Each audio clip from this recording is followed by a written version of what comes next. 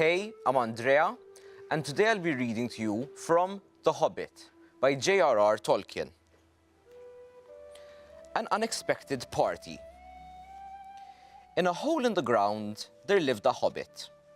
Not a nasty, dirty, wet hole filled with the ends of worms and an oozy smell, nor yet a dry, bare, sandy hole with nothing in it to sit down on or to eat.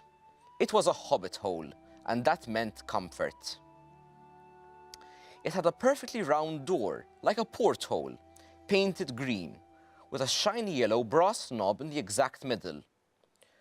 The door opened onto a tube-shaped hole, like a tunnel, a very comfortable tunnel, without smoke, with panelled walls, and floors tiled and carpeted, provided with polished chairs, and lots of pegs for hats and coats.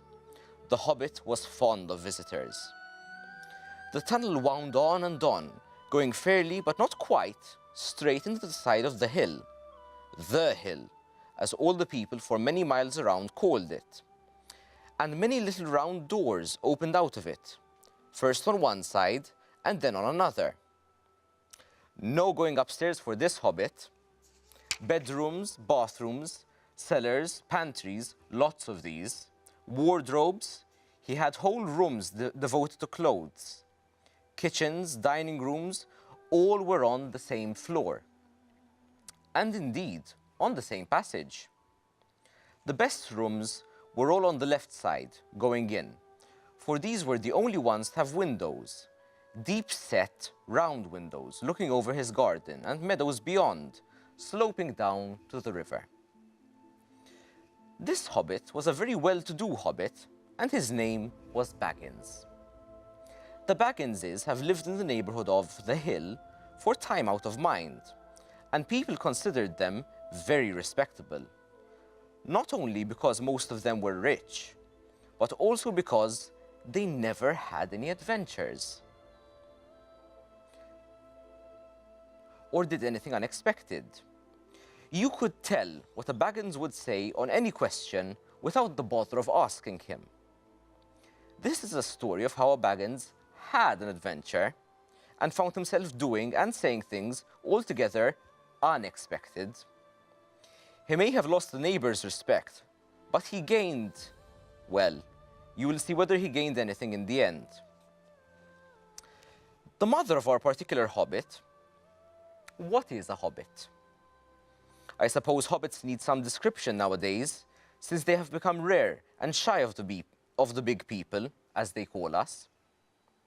They are, or were, a little people, about half our height, and smaller than the bearded dwarves. Hobbits have no beards. There is little or no magic about them, except the ordinary, everyday sort, which helps them to disappear quietly and quickly when large, stupid folk, like you and me, come blundering along, making a noise like elephants, which they can hear a mile off. They are inclined to be fat in the stomach. They dress in bright colors, chiefly green and yellow, wear no shoes, because their feet grow natural leathery soles and thick, warm brown hair, like the stuff on their heads, which is curly. Have long, clever brown fingers, good-natured faces, and laugh deep, fruity laughs, especially after dinner, which they have twice a day, when they can get it. Now you know enough to go on with. As I was saying, the mother of this hobbit, Bilbo Baggins, that is, was the famous Belladonna Took, one of the three remarkable daughters of the old Took, head of the hobbits, who lived across the water, the small river that ran at the foot of the hill. It was often said, in other families, that long ago, one of the Took ancestors must have taken a fairy wife. That was, of course, absurd.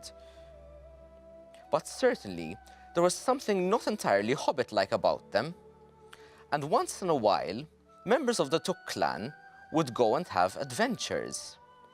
They discreetly disappeared, and the family hushed it up. But the fact remained that the Tooks were not only as respectable as the Bagginses, though they were undoubtedly richer. So, would you like to spend a few days in a hobbit hole? Do you think going on adventures is not respectable?